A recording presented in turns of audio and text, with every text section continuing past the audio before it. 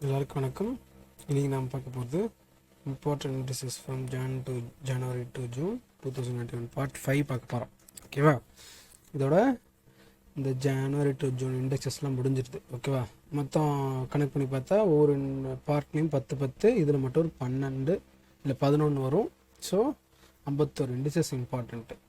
இதை நீங்கள் rank, first country, இந்தியாவோட ரேங்க்கு, அப்புறம் இதை யார் ரிலீஸ் பண்ணுறா, இந்த மூணுத்தை மட்டும் பார்த்தீங்கன்னா கூட போதும். இப்போ இதுவே உங்களுக்கு கஷ்டமாக இருக்குது அப்படின்னா கூட நான் நெக்ஸ்ட் என்ன வீடியோ போட போகிறேன்னா டேபிள் மாதிரி போட போகிறேன். எல்லா இண்டிசஸ், இந்த 50 இண்டிசஸ் எடுத்து ஒரே இதில் இந்த எக்ஸ்பிளேஷன்லாம் எதுவுமே இல்லாமல் வெறும் டேபிளாக யார் இண்டெக்ஸ் நேம், யார் ரிலீஸ் பண்ணுறா, டாப் கண்ட்ரி என்ன, இந்தியா என்ன, அந்த அப்படியே இந்த 4 காலம் மூலமாக டேபிள் மாதிரி போடப்போம். ஓகேவா? First corruption perception index. Corruption பெர்செப்ஷன்னா ஊழல் எப்படி இருக்குன்னு, பெர்செப்ஷன்னா உங்களுக்கு எப்படி தெரியுது ஊழல் இருக்கா இல்லையா அப்படின்னு நம்மளை கேட்குற மாதிரி. ஓகே, பெர்செப்ஷன் பெர்சீவ் பண்ணுறது, எப்படி நீங்கள் எடுத்துக்கிறீங்க அப்படின்ற மாதிரி. ஓகேவா? It was released by transparency international. ஓகேவா? டிரான்ஸ்பரன்சினா வெளிப்படைத்தன்மையாக இருக்கிறது. கரப்ஷன் எப்போ நடக்கும்? எல்லாத்தையும் உள்குத்து வச்சு பண்ணும்போது நடக்கும், எல்லாம் பேக்டோர் மூலமாக, யாருக்கும் தெரியாமல். ஸோ அதை வெளியே கொண்டு வர மாதிரி டிரான்ஸ்பரண்டாக இருந்தால் நடக்காதில்ல. ஸோ அதான் இன்னும் ஆர்கனைசேஷன் அப்படியே ஆப்போசிட்டாக இருக்க ஆண்டனிம் மாதிரி இருக்குது. ஓகே, இது according to experts and business man it ranks public sector corruption in 180 countries and regions. இது வந்து ப்ரைவேட் செக்டர் கரப்ஷன் சொல்லாது, பப்ளிக் செக்டர் கரப்ஷனை மேக்ஸிமமாக சொல்லும். ஓகே, பப்ளிக் செக்டர்னும் போது இதில் வந்து பப்ளிக் செக்டர் இண்டஸ்ட்ரீஸு, அப்புறம் கவர்மெண்ட் அஃபீஷியல்ஸு, பியூரோக்ராட்ஸு, அப்புறம் பாலிட்டிஷியன்ஸ், இவங்கெல்லாம் ப்ரைவேட் செக்டார் கூடயும் அப்படி கரப்ஷன் பண்ணுறாங்க அப்படின்னு இருக்கும். அதுதான் அவங்க மொட்டையாக பப்ளிக் செக்டார் கொடுத்துருக்குறாங்க. ஓகேவா? இதோட ரேங்க் வந்து 0 to 100. 0னா ரொம்ப மோசமாக இருக்குது நாடு, 100னா சூப்பராக இருக்குது அப்படின்னு அர்த்தம். ஃபஸ்ட் ரேங்க்கு நியூசிலாண்டும் டென்மார்க்கும். பாருங்கள், ஒரு நார்வே, ஒரு நார்டிக் கண்ட்ரி, அதாவது ஸ்காண்டினேவியன் கண்ட்ரி, ஒரு நியூசிலாண்டு. நமக்கே தெரியும், ரொம்ப ஃபேமஸாக அவங்க ஆகிட்டுருக்காங்க. ஓகேவா? ஜெசிண்டா ஆர்டன் அங்கே இருக்கிற பிஎம். ஏன்னா கொரோனாவை ரொம்ப ஸ்விஃப்டாக ஒழிச்சாங்க. ரொம்ப ஐ திங்க் ஒரு மாதமோ 2 மாதத்துக்குள்ளேயே சுத்தமாக கொரோனாவே அங்கேருந்து போயிடுச்சு. அடுத்த வேவே அவங்க பார்க்கல, அந்த அளவுக்கு ரொம்ப ஃபாஸ்ட்டாக வேலையை முடித்தாங்க. India 86வது rank. அப்போது நம்ம ஊரில் கரப்ஷன் அதிகமாக இருக்குது அப்படின்னு அர்த்தம். ஓகேவா? நியூசிலாண்டு, டென்மார்க்கில் கரப்ஷன் இல்லைன்னு அர்த்தம் கிடையாது, கரப்ஷன் கம்மியாக இருக்குது, நம்மளோட கம்பேரிட்டிவ்லேயும் கம்மியாக இருக்காங்கன்னு அர்த்தம். ஓகேவா? சவுத் சுடான், சொமாலியா தான் லீஸ்ட்டாக இருக்கிறாங்க. அங்கே ஓவர் கரப்ஷனாக இருக்குது. ரெண்டுமே ஆஃப்ரிக்கன் கண்ட்ரி. சொமாலியா பைரேட்ஸுக்கு பேர் போனது. சவுத் சுடானில் வார்டவுன் கண்ட்ரி, அதாவது போர், உள்நாட்டு போர் அதிகம் நடந்து ப்ராப்ளமாக இருக்குது. ஓகேவா? இது எங்கே பேஸாக இருக்குன்னா பெர்லின், ஜெர்மனி. சரி, எப்படி ஞாபகம் வச்சுக்கலாம் அப்படின்னா ஹிட்லர்லாம் வந்து ரொம்ப சர்வாதிகாரியாக. ஸோ அவங்ககிட்ட எதுவுமே டிரான்ஸ்பரண்டாக இருக்குது, ரொம்ப கரப்ஷன் அதிகமாக இருந்தது. ஸோ இப்படி ஞாபகம் வச்சுக்கலாமா, சர்வாதிகாரிகிட்ட இருந்த மாதிரி. ஓகே, கோவிட்-19 ரெஸ்பான்ஸ் இண்டெக்ஸ், அதாவது கொரோனா வைரஸ் வரும்போது அது எப்படி ஒவ்வொரு கவர்மெண்ட் எதிர்கொண்டுச்சு அப்படின்றது தான் கோவிட்-19 response index. It is released by Lowy institute. ஓகேவா? லோவி இன்ஸ்டிடியூட் தான் இதை ரிலீஸ் பண்ணிச்சு. இது நான் ஊர் போடாமல் விட்டேன். இது எங்கே இருக்குன்னா சிட்னியில் இருக்குது. சிட்னி எங்கே இருக்குது? ஆஸ்திரேலியாவில் இருக்குது. ஃபோனில் எழுத முடியல. ஓகேவா? சிட்னி ஆஸ்திரேலியாவில் இருக்குது. ஓகேவா? இது எப்படி இவங்க வந்து ரேங்க் போடுறாங்க, என்னென்ன இண்டிகேட்டர்ஸ் எடுத்துக்கிறாங்க அப்படின்னா கன்ஃபார்ம்டு கேசஸ், மொத்தம் எத்தனை கேஸ் வந்திருக்கு. ஓகேவா? அப்புறம் கேசஸ் பர் மில்லியன், ஒரு மில்லியன் மக்கள் தொகைக்கு எத்தனை கேஸ் இருக்குது. அப்புறம் டெத்து, அப்புறம் டெத்ஸ் பர் மில்லியன். ஓகேவா? இறப்பு பர் மில்லியன். ஏன் இப்படி வந்து பர் மில்லியன் எடுக்கிறாங்கன்னா அப்போ தான் தெரியும். ஃபார் எக்ஸாம்பிள், இப்போ கிராமங்களில், இப்போ ஒரு சதர்ன் டிஸ்ட்ரிக்ட், நம்ம தமிழ்நாட்டில் சதர்ன் டிஸ்ட்ரிக்டில் அந்தளவுக்கு பெரிய மக்கள் தொகை கிடையாது. அங்கே இந்த டெத்து பர் மில்லியனோ கேஸ் பர் மில்லியனோ அதிகமாக இருக்காது. ஸோ அப்போ எங்கே என்ன கொரோனா கம்மியாக இருக்குன்னு அர்த்தம். ஓகேவா? இதே சென்னை, காஞ்சிபுரம் போனால் கேஸ் பர் மில்லியன் அதிகமாக இருக்கும். ஸோ அங்கே வந்து மக்கள் தொகை அதிகமாக இருக்கிறனால அதிகமாக கேஸ் காட்டும், அதனால தான் கேஸ் பர் மில்லியன் எடுத்துக்கிறாங்க. அப்புறம் இஃப் சவுத் டிஸ்ட்ரிக்டில் மக்கள் தொகை கம்மியாக இருந்து கேஸ் பர் மில்லியன் அதிகமாக இருந்ததுன்னா அங்கே ரெஸ்பான்ஸு சரியில்லைன்னு அர்த்தம். இப்போ நார்த்தில் அவ்வளோ மக்கள் தொகை இருக்குது, அங்கே கேஸ் ஆனால் கம்மியாக இருந்ததுன்னா அங்கே சூப்பராக ஒர்க் பண்ணுறாங்கன்னு அர்த்தம். அதனால தான் கேஸ் பெர் மில்லியனை எடுத்துக்கிறாங்க. ஓகேவா, வெறும் மொட்டையாக கேஸ் மட்டும் எடுத்துக்கல. அடுத்தது இந்தியா ரேங்க் 86, ரொம்ப கம்மி.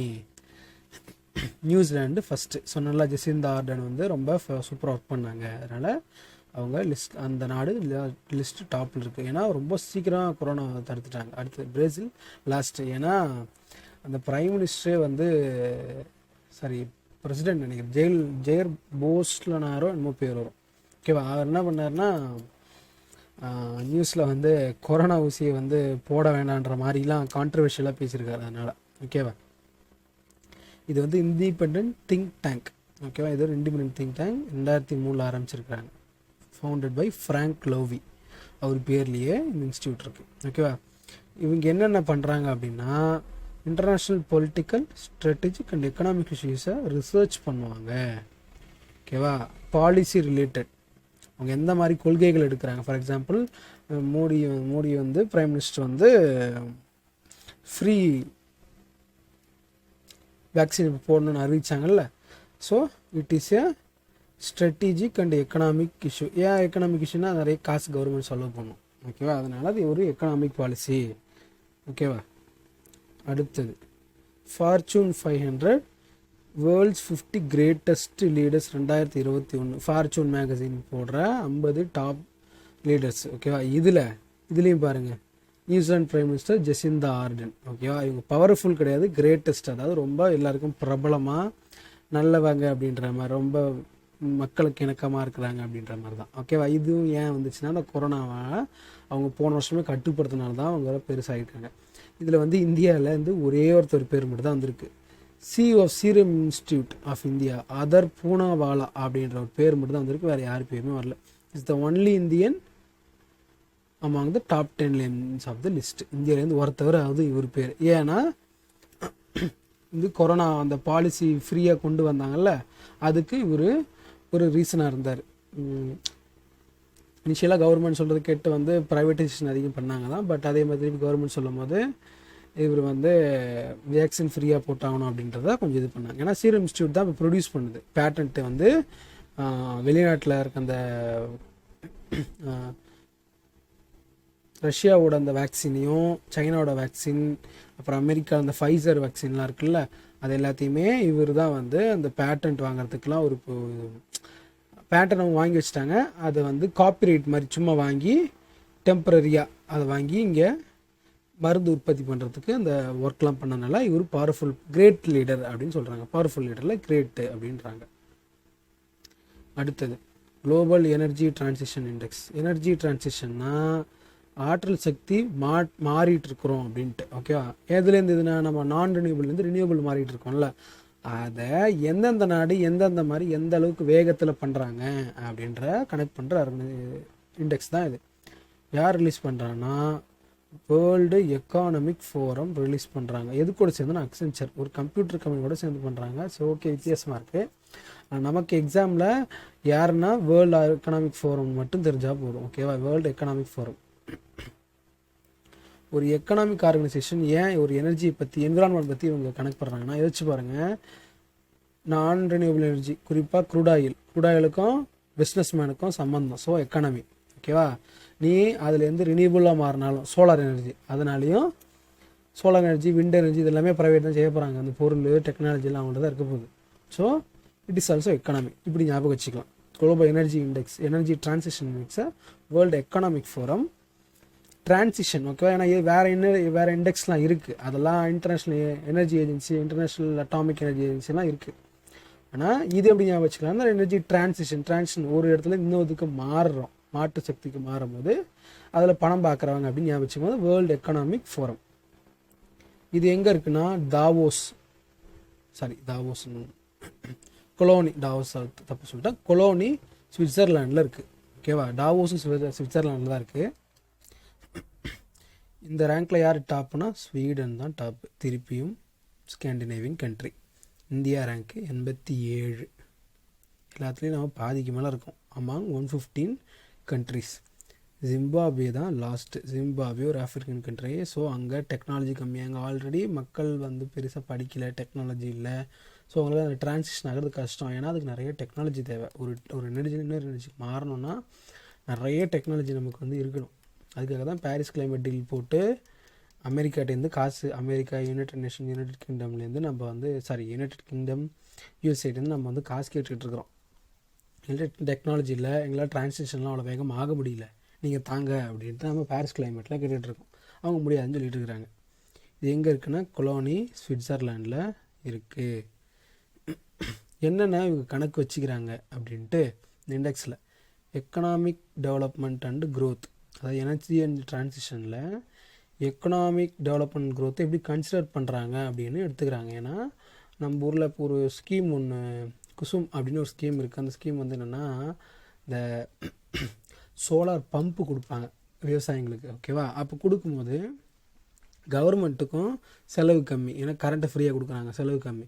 இதுக்கு போது சோலார் பம்ப் கொடுத்தோன்னா சூரிய ஒளியிலேருந்து பம்பு தண்ணி எடுத்துக்குவாங்க, பம்ப் மூலமாக தண்ணி விவசாயிக்கு எடுத்தாங்க. ஸோ எக்கனாமிக்கு எப்படி பாதிப்பு இல்லாமல், கவர்மெண்ட்டுக்கு அதிகமாக செலவு பண்ணாமல் இன்டைரக்டாக அக்ரிகல்ச்சரும் வளரும். ஸோ இந்த எக்கனாமிக் டெவலப்மெண்ட் க்ரோத்து இன்டைரக்டாக வருது.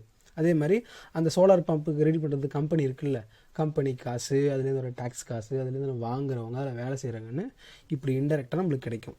அடுத்தது என்விரான்மெண்டல் சஸ்டைனபிலிட்டி, அதாவது இயற்கையை எந்த அளவுக்கு பாதுகாத்துக்கிட்டு இருக்கிறாங்க, அதாவது தான் வந்து எந்த அளவுக்கு வேகமாக அவங்க டிரான்சிஷன் ஆகிறாங்களோ அந்த அளவுக்கு பாதுகாப்பாங்கன்னு அர்த்தம், ஓகேவா?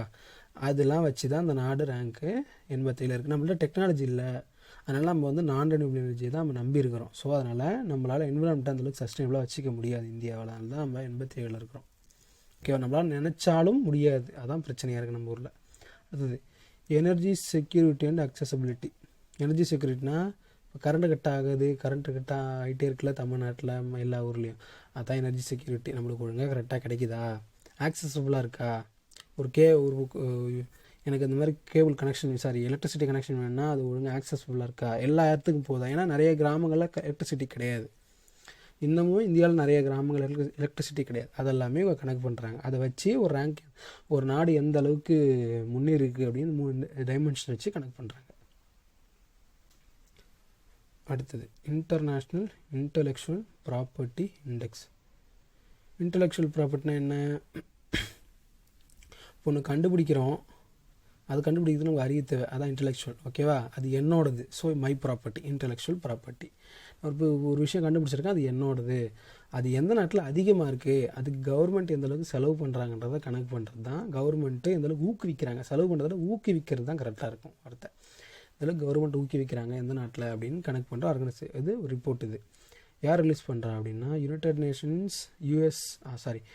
United states of chamber of commerce global innovation policy centre.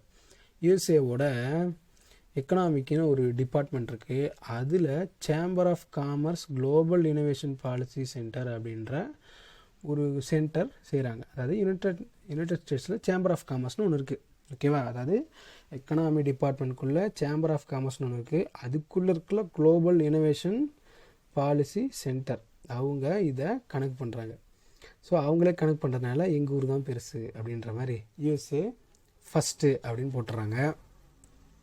India 40வது rank இருக்குது, டோட்டலாக 53 நாடு.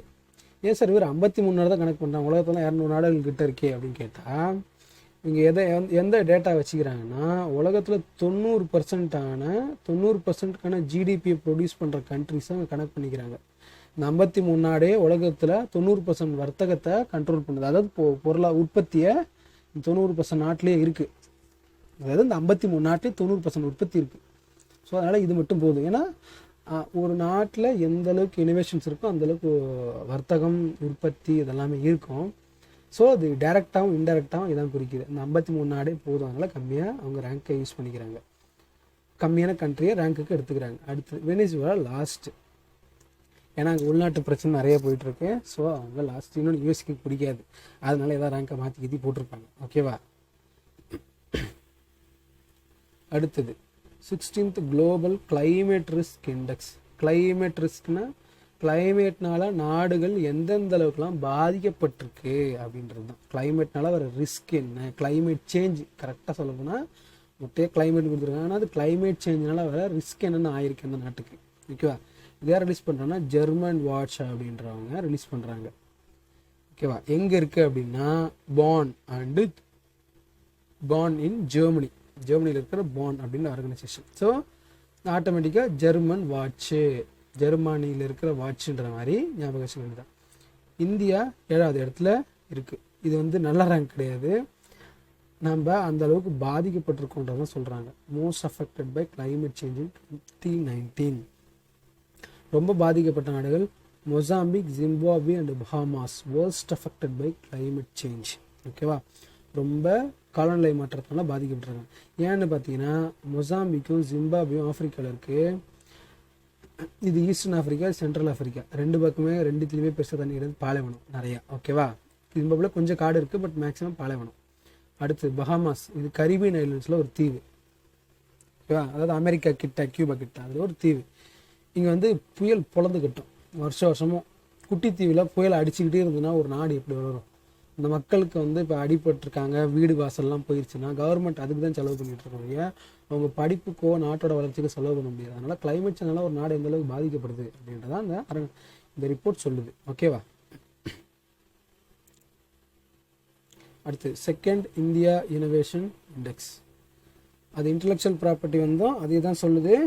இந்த இனோவேஷன் இண்டெக்ஸும் தான் சொல்லுது. இது வித்தியாசம் என்னென்னா அது வேர்ல்டு லெவலில் சொல்கிறாங்க, இது இந்தியாவுக்குள்ளே சொல்கிறாங்க. ஸோ இந்தியாவுக்குள்ளே அந்த மாதிரி பண்ணும்போது நித்தி ஆயோக் தான் யூஸ்வலாக இந்த மாதிரி ரிப்போர்ட்டை ரிலீஸ் பண்ணுவாங்க. ஓகேவா, it analyses performance undertaken for innovation by states and unities. அதில் சொன்னல எந்த அளவுக்கு கவர்மெண்ட் ஊக்குவிக்குது, எந்த அளவுக்கு இன்டெலெக்சுவல் ப்ராப்பர்ட்டியை ஊக்குவிக்குது, பேட்டன்ட் வாங்குறதுக்கு அவங்கள வந்து மேலே ஆராய்ச்சி உட்படுத்துறதுக்கு கவர்மெண்ட் அதில் ஊக்குவிக்குது அப்படின்னு கனெக்ட் பண்ணுறாங்க.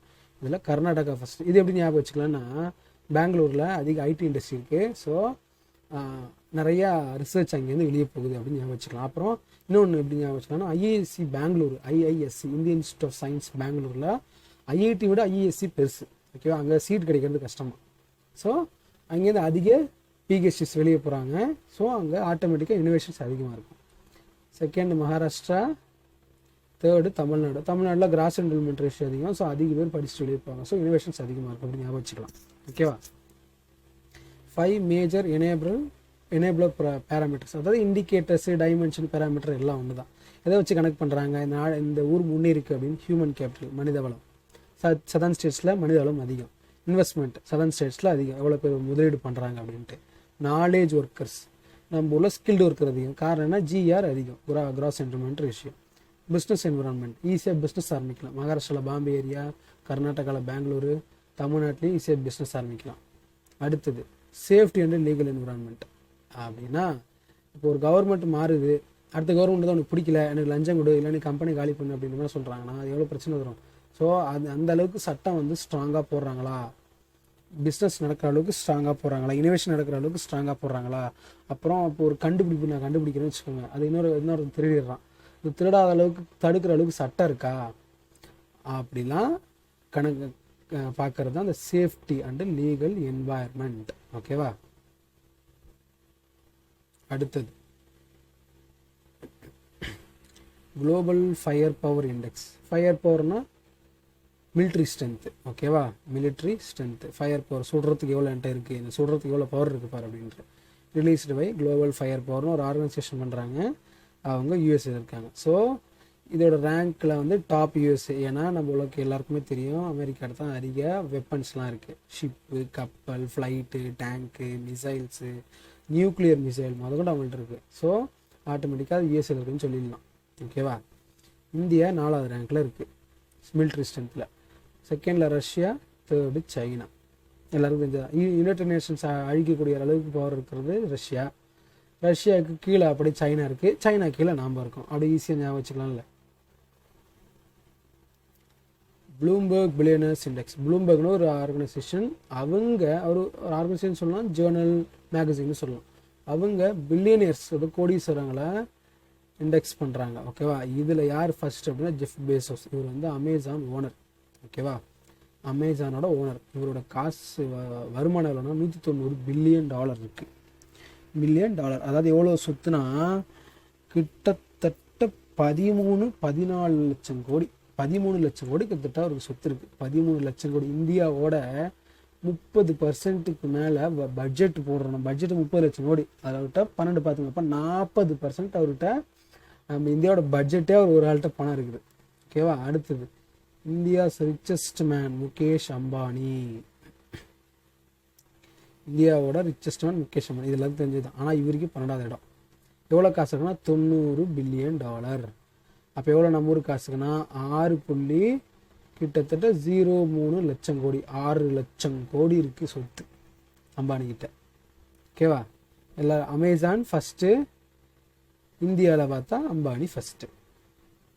அடுத்தது குளோபல் டேலண்ட் காம்படிட்டிவ்னஸ் இண்டெக்ஸ். இது என்னன்னா அந்த ஊரில் இருக்கிற டேலண்ட்டு, அதாவது மக்கள் மனித வளம் தான், அது எந்த அளவுக்கு காம்படிட்டிவாக இருக்காங்க, எத்தனை பேர் படிச்சிருக்கிறாங்க, எந்த அளவுக்கு அதை யூஸ் பண்ணி அந்த டேலண்ட்டை எந்த அளவுக்கு கவர்மெண்ட் யூஸ் பண்ணிக்கிறாங்க, எந்த அளவுக்கு அவங்க வந்து முன்னேறி வராங்க அப்படின்றது தான் காம்படிட்டிவாக இருக்கிறாங்களா அப்படின்னு ரிலீஸ் பண்ணுறது ஆர்கன். ஓகேவா? இதை யார் ரிலீஸ் பண்ணா இன்சியாத் அப்படின்ற ஒரு ஆர்கனைசேஷன் ரிலீஸ் பண்ணுறாங்க. இவங்களுக்கு ஹெட் குவார்ட்டர்ஸ்னு ஒன்றும் கிடையாது. பட் ஏன்னா இவங்க ஒரு நான் ப்ராஃபிட் ப்ரைவேட் யூனிவர்சிட்டி. ஓகேவா? இவங்களுக்கு ஊர் பூரா ப்ரெசன்ஸ் இருக்குது. அதாவது ப்ரெசன்ஸ் இருக்குன்னா எல்லா ஊர்லேயும் உங்களுக்கு யூனிவர்சிட்டி இருக்குது. America, London, UK, Russia, Germany, France அப்படின்னு எல்லா ஊர்லேயும் ஆர்கனைசேஷன் இருக்கிறதுனால இது உலகளாவிய ஒரு ஆர்கனைசேஷன். ஸோ டேலண்ட்டை யார் கண்டுபிடிக்கிறா? இப்போ இது யூனிவர்சிட்டியா, ப்ரைவேட் யூனிவர்சிட்டியா? ஸோ அங்கே டேலண்ட் அதிகமாக இருக்கணும். இன்டெரக்டாக நம்ம சொல்லிக்க வேண்டியதான். ப்ரைவேட் ஸ்கூலில் படித்தவங்களாம் முச்சாலி, சும்மா சொல்கிறேன், அந்த மாதிரி தான் நம்ம ஊரில் யோசிக்கிறாங்க. அதனால் அப்படின்னு ஞாபகம் வச்சுக்க வேண்டியதான். இன்சியாத் அப்படின்ற ஒரு யூனிவர்சிட்டி அப்படின்னு ஞாபகம் வச்சுக்க வேண்டியதான். இதோட தீம் என்னன்னா global talent in the age of AI, artificial intelligence. Artificial இன்டெலிஜென்ஸை எந்த அளவுக்கு யூஸ் பண்ணுறாங்க, இந்த ஏஜில் எந்த அளவுக்கு டேலண்ட் இருக்குது, அதை எப்படி யூஸ் பண்ணிக்கிறாங்க அப்படின்றது தான் இந்த தீம் லீஸ்ட் இம்பார்ட்டண்ட் தான். சில எக்ஸாம்ஸில் கேட்குறாங்க தான். பட் ஆனால் இப்போ எந்த இதோட தீம் அதிகமாக கேட்குறாங்கன்னா யுனைடெட் நேஷன்ஸ் ரிலேட்டடாக ஒரு ஆர்கனைசேஷன். ஓகேவா? அப்புறம் என்விரான்மெண்ட் ரிலேட்டடாக ஏதோ ஆர்கனைசேஷன் இருந்தால் அதோட தீம்ஸ் கேட்குறாங்க மேக்ஸிமம். அப்புறம் என்ன கேட்குறாங்க, இந்த டேஸ் இருக்குல்ல அதோட தீம்ஸ் கேட்குறாங்கனால அது அந்தளவுக்கு இம்பார்ட்டன்ட் கிடையாது. ஓகேவா? இதில் சுவிட்சர்லாந்து டாப்பில் இருக்குது. அதாவது டேலண்ட் அதிகமாக இருக்குது சுவிட்சர்லாண்டில் அப்படின்ற. இது எப்படி ஞாபகம் வச்சுக்கலாம்? சுவிட்சர்லாந்து ஃபஸ்ட் இருக்குன்னா சுவிட்சர்லாண்டில் டைரக்ட் டெமோக்ரஸினா நம்மளை மாதிரி எம்பியை தேர்ந்தெடுத்துலாம் ஓட்டு போட மாட்டாங்க. அவங்க எந்த சட்டமாக இருந்தாலும் மக்களே ஓட்டு போடுற அளவுக்கு தான் அங்கே இருக்கும். ஓகேவா? மக்களே ஓட்டு போடுவாங்க, அந்த அளவுக்கு தான் சுவிட்சர்லாந்து. ஸோ எல்லாருக்கும் அந்த சட்டத்தை பற்றி அறிவு இருக்கும். ஸோ டேலண்ட் அதிகமாக இருக்குன்னு இன்டெரக்டாக நினச்சிக்க வேண்டியதான். இந்தியா 72வது ரேங்க்கு, யமன் லாஸ்ட்டு. ஏன் யமன் லாஸ்ட் வந்துச்சுன்னா யமன் வந்து வார் டோன் கண்ட்ரி. ஏன்னா அங்கேயும் உள்நாட்டு போர் வந்து பயங்கரமாக கிட்டத்தட்ட இப்போதைக்கு யுனைடெட் நேஷன்ஸ் என்ன அறிவிச்சிருக்கிறாங்கன்னா அங்கே கிட்டத்தட்ட 5 மில்லியன் குழந்தைங்க, கிட்டத்தட்ட 50 லட்சம் குழந்தைங்களுக்கு மேலே பசியில் தவிச்சிக்கிட்டு இருக்கிறாங்களாம் போர் நடக்கிறதுனால. ஓகேவா? அதனால் அவங்க ரேங்க்கில் கடைசியாக இருக்கிறாங்க. கடைசி question, global start up ecosystem index. Start அப்னா புதுசாக ஆரம்பிக்கிற கம்பெனி. இது அந்த ஸ்டார்ட் அப் ஆரம்பிக்கிறதுக்கான ஈகோசிஸ்டம் எப்படி இருக்குது அப்படின்ட்டு. ஓகேவா? ஸ்டார்ட் அப் ஆரம்பிக்கிறதுக்கான ஈகோசிஸ்டம் எப்படி இருக்குது, அதாவது என்னால் ஒரு ஸ்டார்ட் அப் ஆரம்பிக்கணும், அதாவது ஒரு 25 லட்சம் போட்டு ஒரு மினி இண்டஸ்ட்ரி ஆரம்பிக்கணும். ஒரு பாட்டில் செய்கிறது, ஒரு பிளாஸ்டிக் பாட்டிலோ, ஒரு கண்ணாடி பாட்டிலோ, இல்லை கண்ணாடி செய்கிற கம்பெனின்னு ஆரம்பிக்கனாலும் அதுக்கு லோன் வாங்குகிற ப்ரொசீஜர்லேருந்து அப்ரூவல் வாங்குகிற ப்ரொசீஜர் 1000 அப்ரூவல் ஸ்டேஜ் இருக்குது. அப்புறம் நான் லேண்டு போய் வாங்குறது, லேண்ட் அக்ரிமெண்ட்லேருந்து அந்த அப்ரூவல், அப்புறம் நான் அதை கட்டுறது, அதுக்கப்புறம் அப்ரூவல், அந்த அப்ரூவல்லேருந்து எல்லா கிளியரன்ஸ், என்விரான்மெண்ட் கிளியரன்ஸ்லேருந்து எல்லாம், தண்ணி, எலக்ட்ரிசிட்டிலேருந்து எல்லாமே எனக்கு எந்த அளவுக்கு அது ஈஸியாக பண்ணி கொடுக்குறாங்க. ஒரு கம்பெனி உருவாக்கணும்னா எனக்கு எந்த அளவுக்கு ஈஸியாக இருக்குது அப்படின்ற அந்த ஈகோசிஸ்டத்தை பற்றி. ஓகேவா? அது என்விரான்மெண்ட் ரிலேட்டடில் எனக்கு அந்த சூழ்நிலை எப்படி இருக்குது அப்படின்னு கண்டுபிடிக்கிற ரிப்போர்ட் தான் இது. ஓகேவா? Released by start up link. இது எங்கே இருக்குன்னா யூஎஸ்ஏல இருக்குது. ஓகேவா? இது யூஎஸ்ஏல தான் இருக்குது. இந்தியா 20வது ரேங்க்கில் இருக்குது. அதாவது 100 கண்ட்ரியில் 20வது ரேங்க்கு. இதோட ரீசன் ஏன்னா ஈஸ் ஆஃப் டூயிங் பிஸ்னஸில் நம்ம டாப்பில் இருக்கோம். அதனால் கிடையாது, ஏன் அதில் டாப் வந்தோம்னா நம்ம இப்போ வந்து அதிகமாக டிஜிட்டைஸ் பண்ணிட்டோம். ஓகேவா, எந்த அப்ரூவலுக்கு நம்ம மேக்ஸிமம் அப்ரூவலுக்கு போய் கவர்மெண்ட்டு நின்றுட்டு இருக்கணும் அவசியம் இல்லை. முன்னாடி கேபினெட் வந்து ஓரளவுக்கு மேலே இன்வெஸ்ட்மெண்ட் பண்ணால் கேபினெட் தான் கூடி முடிவெடுக்கும். ஆனால் இப்போது கேபினெட்லாம் ரொம்ப அதிகமாக காசு உள்ள வந்தால் மட்டும்தான் கேபினெட் உள்ள வரும். மற்றபடி இண்டிவிஜுவல் மினிஸ்ட்ரியை முடிவெடுக்கிறதுனால ரெட் டேபிசம் இருக்காது. அதாவது அப்ரூவல் கொடுக்கறதுக்கு லேட் ஆகாது, சீக்கிரம் அப்ரூவல் கொடுத்துருவாங்க. அதனால் நம்ம அப்போ வந்து ஈஸ் ஆஃப் டூயிங் பிஸ்னஸ் இது எல்லாத்தையும் ரேங்க்கு ஃபஸ்ட்டில் இருக்கும். ஓகேவா. ஆனால் இவங்க ஒரு சஜஷன் சொல்கிறாங்க. என்ன சொல்கிறாங்கன்னா, உங்களுக்கு இன்னும் இன்ஃப்ராஸ்ட்ரக்சர் பெட்டராக வேணும், இன்டர்நெட்டும் ஸ்பீடாக வேணும். அப்போ தான் ஸ்டார்ட் அப்பை இன்னும் ஸ்ட்ரென்தன் பண்ண முடியும், அதாவது திருப்பி புது கம்பெனி உருவாக்குறத இன்னும் வேகப்படுத்த முடியும் அப்படின்ட்டு. இவ்வளோ பண்ணியே நம்ம ஊரில் ஒரு கம்பெனி ஆரம்பிக்கணும் எவ்வளோ வருஷம் ஆகும்னா 4 வருஷம் மினிமம் ஆகும். ஓகேவா. ஒரு கம்பெனியை நம்ம புதுசாக ஆரம்பிக்கணும்னா அதோட ஆரம்பிக்கிறது 4 வருஷம் ஆகும். ஓகேவா. யூஎஸ்ல டாப்ஸ் த லிஸ்ட். யூஎஸ் எல்லாம் கிட்டத்தட்ட ஒரு 6 மாதத்துல ஒரு கம்பெனி ஆரம்பிச்சிடலாமா. அதாவது ஒரு வாரத்துக்குள்ள, அதாவது பேப்பர் கம்பெனினா கம்பெனி இன்றைக்கி அப்ரூவல் வாங்கி பேப்பரில் வந்துடும். அது நம்ம ஃபிசிக்கலாக ஆரம்பிக்கிறதுக்கு 6 மாதத்துலேயே எல்லா கிளைண்ட்ஸ் முடிச்சு கொடுத்துருவாங்க. அது ஃபிசிக்கலாக. பட் பேப்பரில் ஒரே நல்ல யூஎஸ்ஏல வாங்கிடலாம், அந்தளவுக்கு ஃபாஸ்ட் அங்கெல்லாம். ஓகே. நம்ம ஊரில் அந்த பேப்பரில் கூட வாங்க முடியாது, 6 மாதம் 1 வருஷமாக ஆகும் அந்த பேப்பரில் வாங்குறதுக்கு. அதான் நம்ம ஊரில் எக்கோ சிஸ்டம் பேடாக இருக்கனால 20 ரேங்க் இருக்கும். பெங்களூரு தான் டாப்பில் இருக்குது. ஓகேவா. வேர்ல்டு லெவலில் கனெக்ட் பண்ணியிருக்கிறாங்க. அதில் பெங்களூரில் தான் ஃபாஸ்ட்டாக ஸ்டார்ட் அப் ஆரம்பிக்க முடியும். ஓகேவா.